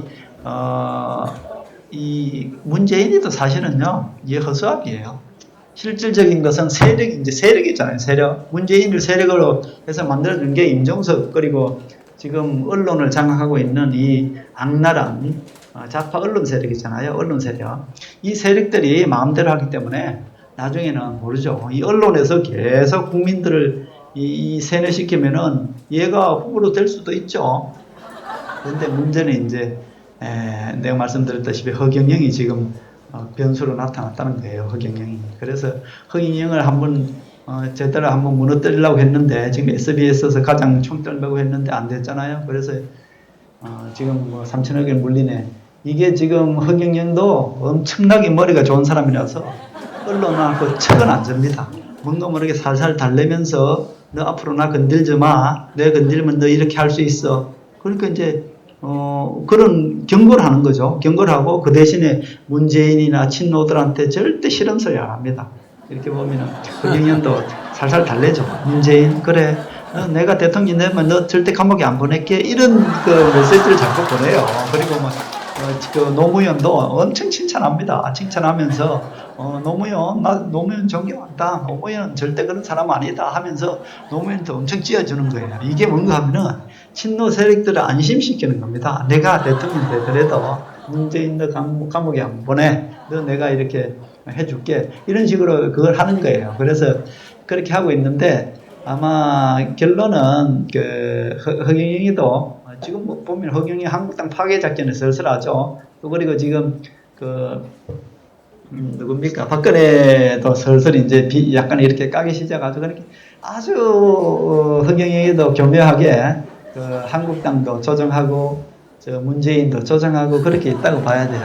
허경영 머리는 대단하죠. 그래서 어디서 나와서 얘기하는 것도요, 지금 문재인 정부 절대로 안 건듭니다. 안 건들고 SBS처럼 이렇게 자기를 건들 때 요거 한번 이제 어떻게 보면 맛보기로 보여주는 거예요. 앞으로 나 건들지 마라 이거죠. 맛보기로 보여주는 거예요. 맛보기로 보여주면은 앞으로는 허경영에 대해서 허위사실 유포 못한다는 얘기죠. 그렇게 맛보여주고 이제 어떻게 보면은 전체적으로 이렇게 제가 조금 중구난방식으로 말씀드립니다만은, 저는 개인적으로 이 총선 때문에 SBS가 저러는 것이 아니고요. 사실은 대선 차기 때문에 그런다고 보고요. 총선은 저는 제가 예상한 대로 이 국가혁명당이 3당 내지 4당 그 정도로 봅니다. 오히려 지금 한국당 이기고 3당 될 수도 있어요. 우리 공화당은 나름대로 세력이 있기 때문에 박근혜 대통령이 나오게 되면요, 우리 공화당이 2당 됩니다. 1당은 저 민주당이 될 수밖에 없어요. 그게 현실적으로 봐야 돼요. 1당은 이 선거는 세력입니다. 1당은 민주당, 그 다음에 2당은 우리 공화당이 될 거고요. 상당히 국가혁명당이 엄청난 세력을 불러일으키면서 아마 3당이 되지 않을까. 이 한국당은 거의 공중분해된다고 저는 보는 거예요. 왜냐하면 지지 세력 자체가 거품이에요, 거품. 그리고 흩어져 있어요. 그래서 아마 그렇게 되고, 차기는 무조건 저는 허경영이 100%. 이거는 뭐 90%가 아니라 100%입니다. 지금 제가 이렇게 보면요, 정부 여당에서 될 사람이 없고요. 한교안님 저거 지금 차기는 이 사람이 이 방송에서 6번이나 허경영이가 대통령이 100% 된다. 이렇게 이야기하죠. 그런데 부산의 동의대 교수 나온 기사 나온 거 들어봐라. 동의대 교수가 허경영 찍으라고 학생들한테 이야기했죠? 대학생들한테 이야기했죠? 그 기사 들어봐라. 그러니까 대학 교수가 대학 강단에서 자기는 우파다 이래놓고 대통령은 허경영 찍어라. 그런데 우파 유튜버에서 시험 문제 낸다. 동의대 교수 논란. 그죠? 여기서 허경영 공개 지지하며 지지해 줄 것도 강요. 학생들한테 허경영을 자기는 우파지만은 여기 어디 있노? 방금 글자 어디가? 허경영을 공개 지지하면서 지지해 줄 것도 강요했죠. 그렇잖아. 그럼 저 사람은 우파야. 저 사람은 우파 태극기 부대인데 자신은 허경영 씨를 만나보니 참된 정치인이라며 꼭 지지하라는 말도 했다. 이게 쉬운 이야기입니까? 그런데 오늘 일요 서울 띄워봐. 오늘 일요 서울에 허경영이가 트럼프 만난 사진은 진짜다 이렇게 나와요. 단독 일요 서울 허경영 트럼프 만남 키맨 임청근 박사 허경영 내가 데려갔다. 이거는 이 사람이 이 조영 무슨 기자야? 조태경 기자가 미국의 임청근 박사하고 통화를 한 거야. 통화 내용이 여기 나와요. 자, 여기 기사 일요 서울 조태경 기자 SBS 궁금한 이야기가 허경영 전 민주당 총재가 도널드 트럼프 미국 대통령 만났다며 지지자들이 공개한 사진이 조작제되고 보도한 가운데 내가 트럼프에게 허 전 총재를 데려갔다며 등장한 인물이 있어 이목이 집중된다. 주인공은 바로 임청근 박사 한미동맹협의회 총재다. 임 박사는 자기 돈을 들여 허경영 전 총재가 미국 트럼프 대통령과 미국 핵심 사원들을 만난 것은 사실이라는 경문을 조선일보, 중앙일보, 동아일보 등의 전면 광고로 내고 놓고 있다. 경명 계좌는 벌써 4번째다. 이 사람이 SBS 사태 이전에도 3번 했죠. 전면 광고를 전국에 3번 했죠. 그러니까 광고비만 매덕이 들어간 거예요. 내 만나기 전에. 내 만나고 나서 또 한 번 냈죠. 이번에 이거. 자, 그 기사, 방금 기사. 그 기사 있던 거 어디 갔노? 일요 서울 이 기사. 4번째다. 올려야지. 자, 보세요. 임 박사는 허 전 총재가 새로 공개한 사진 맨 오른편에 등장한다. 그는 한미동맹협의회 총재이기도 하다. 임 박사는 북파공작원 HID 아시죠? 출신 재미교포로 한미관계에서 숨겨진 실세로 불리기도 한다. 과거 미국 대통령 자문위원이자 미국 공화당 실세였기 때문이다. 과거가 아니고 지금도 그래요. 이 기자가 이제 과거를 쓴 거는 과거에는 더 날렸다 이거지. 기자는 미국 캘리포니아주 남부 오렌지 카운티에 거주하는 임 박사와 수소문 끝에 연락이 닿았다. 맞죠? 자, 보세요. 그는 사진이 조작됐다는 궁금한 이야기의 보도를 두고 미하고 XX 했죠? 그가 이제 그 임창근 씨가 말하는 말입니다. 사진이 조작됐다는 궁금한 이야기와의 보도를 두고 미친 새끼들이죠. 이렇게 나와요. 미 XX들이죠. 그죠? 내가 허경영 전 총재를 트럼프에게 직접 데려갔는데 무슨 일하고 분개했다. 전화로 1000마디의 욕설이 나오는 거야. 그는 우파는 무조건 뭉치라고 경문을 내보낸 바 있다. 그러던 중 어떤 목사가 허경영을 소개하면서 데리고 왔다. 그래서 만나게 된 것이다. 만나서 그에게 왜 미국 대통령을 만나고 싶어 하느냐고 물었다. 들어보니 그는 정신이 투철했다. 또 좌파가 아니었다며 허 전 총재를 만난 배경을 설명했다. 이 사람입니다. 코리 가드너 만날 때 이렇게 서희도 찍었죠? 둘이도 찍고 서희도 찍고 그래요. 꼭 사진을 찍을 때 둘이도 찍고 서희도 찍고. 왜? 증거를 남겨놔야 돼요. 자, 요게 코리 가드너하고 미국 재벌 10명을 만날 때예요. 미국 최고 재벌 10명을 코리 가드너를 만날 때 이 양반이 소개해가지고 미국 최고 재벌 10명을 내가 만난 적이 있어요. 어디서 만나냐? 샌디에고 가는 그 별장에서 만났어요. 골프장 별장에서. 자, 올려봐요. 임 박사는 처음에는 코리 가드너 공화당 상원의원 콜로라도 외교위원회 동아시아 태평양 소위원장을 만나게 해줬다. 허 전 총재는 자신의 경호원, 경호실장 등 대여섯 명을 데리고 왔다. 그들을 홀에 잠시 있으라 하고 허 전 총재, 코리 가드너 등과 교류했다. 사진을 찍을 때는 경호원 등 다 들어오라고 해서 전부 같이 사진을 찍기도 했다면서 그날 정보, 국방 다 만났다. 허 전 총재를 인사시키고 사진 찍고 이후 8명 정도 미국 인류 재벌들과 점심을 먹는 자리에도 허 전 총재에게 확실하게 얼굴을 비추라고 말하며 오라고 했다. 맞죠? 같이 식사했어요. 이류 재벌은 미국 민주당이고 트럼프 대통령도 인류 멤버 중 하나였다. 인류 멤버 중 한국 사람은 나 하나다. 50년이 가깝도록 일하고 말했다. 근데 이 사람은 대단한 사람입니다. 이어 그 다음에는 대통령도 만나고 싶다고 해서 오라고 했죠. 집무실에서 대화 좀 하고 사진도 찍고 허 전 총재는 그러고 한국으로 간 것이다. 트럼프 대통령 만날 당시 로나 맥데니얼 공화당 전국위원회 의장이 민 롬니 공화당 상원의원 유타주도 유타의 조카인데 내가 왔으니까 반갑다고 부둥켜 안고 그 자리에서 허경영을 인사시키기도 했다. 허경영이랑 둘이 사진도 찍고 나도 따로 찍고 라며 그래 놓고 허 전 총재를 보냈는데 그걸 가짜라고 하는 XX이 어디 있냐. 이제 그 사람은 이제 뭐 욕설을 하는 거죠. 나도 따로 찍고 라며 그래 놓고 허 전 총재를 보냈는데 그걸 가짜라고 하는 XXX이 어디 있냐. 전부 가짜만 눈에 보이는지 지금도 SBS 측은 가짜라고 하고 있을 것이다. 내 사진도 있는데 가짜라고 하니까 말이 안 되잖아. 대통령이 있는데도 그렇게 그렇고 어떻게 감당하려고 라고 목소리를 높였다.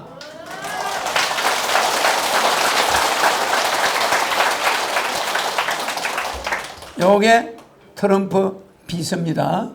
들어갈 때 여기 내 목에 허경영 있죠? 허경영 있죠? 그런 사진. 이 여자가 공화당 당의장.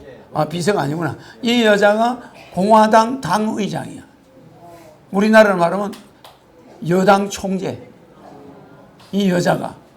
나는 뭐 이제 오래돼서 보니까 이 트럼프 만나기 전에 이 여자를 만나고 대통령을 만났어. 그러니까 굉장한 사람들이죠, 전부. 자, 그 다음. 끄트머리가 어디는? 자, 이게. 그러면서, 여기 조금 내려봐. 조금 내려봐. 내려봐. 조금 내려. 요게 그 사람이 나한테 공정해 준 거예요? 자, 이제 내려봐. 아니, 좀 내려보라고. 아니, 조금 더 내려라고. 됐어. 있을 것이야. 내 사진도 있는데 가짜라고 하니까 어떻게 감당하려고 하고 목소리를 높였다. 이게 공화당, 대통령 자문위원 임청근 씨가 공정을 해야죠. 나한테 보냈어. 허경영이가 트럼프 만난 사진은 진짜다. 미국 변호사가 사인한 거죠? 이게 미국 변호사 사인입니다. 이 원본을 나한테 이번에 줬어. 이번에 뉴욕 갔을 때 이 원본을 나한테 줬습니다. 올려봐, 약간. 자, 그러면서 내가 허경영이 좋아서 따로 이런 것도 아니고 자신 있게 이렇게 된 거예요. 우파면 다 만날 수 있는 겁니다. 다음은 임 박사가 조선일보, 중앙일보, 동아일보 등에 전면 광고를 올린 경문 전문입니다. 나오죠, 그죠? 허경영이가 이렇게 나를 만나고 이건 사실이다. 그리고 이 경문이 조중동에 나갔죠? 이게 사실입니다. 맞죠? 이 사람이 흥분해가지고 미국에 자, 이거 한번 확대해봐. 좀 더 크게. 좀 크게 확대해봐. 자, 저리 제껴봐. 이 보세요. 이 사람이 몇 사람의 대통령 자문위원을 했냐면은 올려봐. 자, 봅시다. 누구 자문위원 했어? 닉슨 대통령 자문위원, 포드 대통령, 레이건 대통령, 부시 아버지, 부시 아들, 부시 대통령, 트럼프 대통령. 6명에 걸쳐서 찍은 사진. 자, 내려봐요. 내려봐요. 좀 내려로 할 때는 밑으로 내려라. 예, 됐어. 자, 여기 허경영, 코리가누는 임창건. 트럼프하고 임창건하고도 찍었죠? 네. 내하고 찍은 것도 있고, 임창건하고 찍었고. 여기는 부시 아버지, 부시 대통령 아들. 여기 임창건. 와이셔츠 바람으로 집에서 찍었죠? 네. 이게 대통령 부자지간하고 집에서 이런 양복 차림이 아닌 옷으로 다 이게 와이셔츠 바람으로 찍는 게 쉬워요? 예? 여기 보시면 이게 포드 대통령. 여기는 레이건 대통령. 또 올려보세요. 내가 허경영이가 루비오. 지난번 마르코 루비오 지난번에 대통령 선거 때 트럼프가 16번째 꼴찌할 때 이 사람이 1등이었어요. 루비오. 마이클 루비오. 하고 나하고 찍었죠? 이거는 동영상이 있어요. 마이클 루비오 동영상 한번 틀어봐. 근데 생사람을 하도 잡으니까 이런 자료를 좀 보여주는 겁니다. 네. 강의보다는 재미없더라도 보세요. 재미있어요. 마이클 루비오 동영상 나와라.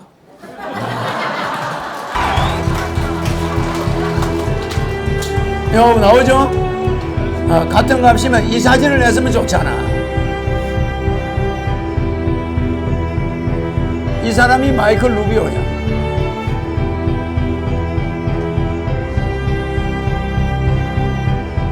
스톱! 이 사람이 마이클 루비오야. 이 사람은 누구지? 어디서 많이 본 사람인데. 그죠? 이제 동영상 들어봐.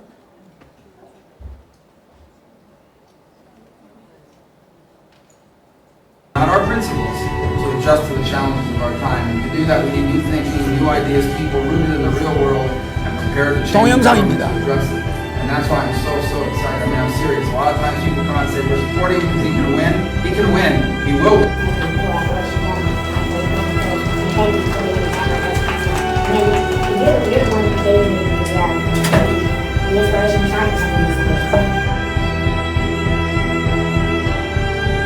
자, 이제 동영상 나오죠? 네. 저 사람이 미국 지난번 경선할 때 트럼프가 16명 중에 꼴찌할 때 이 사람이 마이클 루비오가 1등이었어. 1등으로 하다가 나중에 트럼프한테 내가 트럼프한테 에너지 넣었죠? 네. 내가 트럼프를 당선시키겠다고 그랬죠? 네. 딱 에너지 넣으니까 마이클 루비오가 가버린 거예요. 그러니까 이 둘이 싸우는 거 한 번만 봅시다.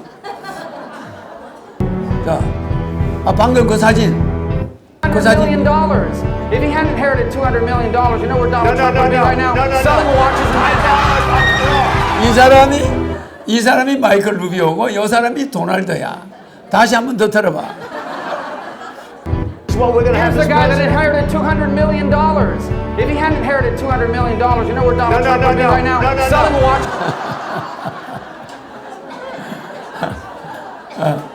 이 사람은 브라질계고 이 사람은 독일 사람이 게르만족이야. 그러니까 체격이 달라요. 이 스페인 피가 섞인 사람이고 이 사람은 저 중남미 스타일이야. 스타일이. 그래 키가 나하고 같아. 이 사람은 독일계라. 거구예요. 거구인데 내가 트럼프한테 에너지를 준 거는 트럼프는 이 사람하고 다른 것이 사업을 직접 해봤어.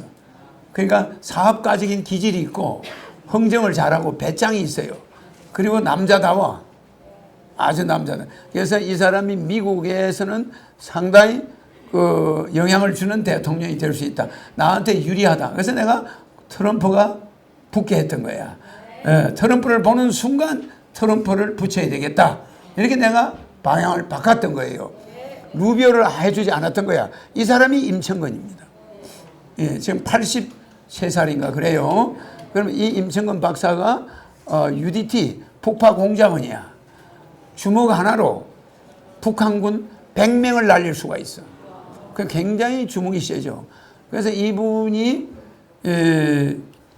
미국에 처음에 갔을 때 미국에서 힘 제일 센 사람들한테 가서 격투기를 해가지고 다 제압을 해버렸어. 미국 사람 키는 엄청 크잖아요. 그런 사람들이 이런 사람들이 누구든지 나와라. 무대에 올라가서 누구든지 나와라. 나를 이길 사람 나와라. 뭐 이런 놈들이 나왔는데 한 방에 날려버려. 그 광경을 목격한 사람이 부시 대통령이야. 부시 대통령, 닉슨 대통령, 부시 대통령, 이런 부시 대통령 아버지가 그 현장에 있었어요. 그거 봤을 거 아닙니까? 기절을 한 거예요. 아무리 덩치 좋은 놈이 나와도 그냥 한 방에 깨갱이야. UDT 출신인데 아주 무술이 28단이야. 그런 사람이 어떻게 이렇게 키가 자그마한 사람이 미국의 그런 거구들을 한 방에 KO를 시켜. 그래가지고 그게 거기서는 심판도 없어요. 무조건 이기면 이기는 거야. 그러니까 거기서 죽을 각오를 하고 싸워야 되는 거지. 아무나 나와. 다 이러면 다 쓰러뜨린 사람이야. 그래 백전백승이야. 이분입니다. 임천근입니다. 그러니까 정신 상태가 굉장히 대단한 사람이에요. 한 번은 레이건이 집무실에 돌아서 들어가니까 대통령이 안 보이더래요. 대통령이 안 보여. 그래서 레이건 대통령이 어디 갔나고 두리번거리는데 뒤에서 군밤을 딱 때리더래. 무슨 말인지 알죠? 굉장히 대통령들하고 아주 치밀해. 치밀한 그런 사이예요. 우리 한국 사람들 대단한 저력이 있어. 외국에 대통령 고문된 사람들이 또 있죠. 그 장애인이 있었죠.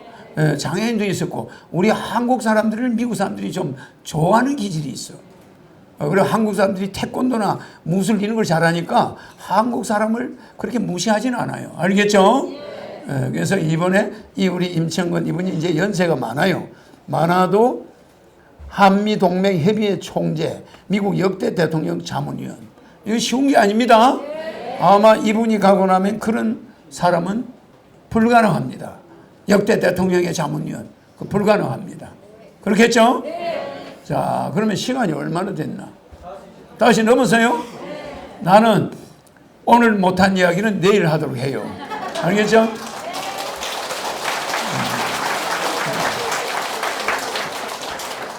자, 여러분들 이제 내 말은 들어야 됩니다. 지금 자, 무조건 모든 명은 나으세요. 자, 33명의 천사가 다 들어가세요. 그 다음에 돈 문제 얽힌 거는 다 풀리세요. 집과 땅 안 팔리는 거는 전부 팔리세요. 취직 안 되는 사람 취직되고 장사 안 되는 사람 장사 잘 되고 자녀들 입사 문제 결혼 문제 다 해결되세요. 자, 이제 다 해드렸는데도 줄 서가지고 하겠다는 사람 줄 서면 돼요. 알겠죠? 예.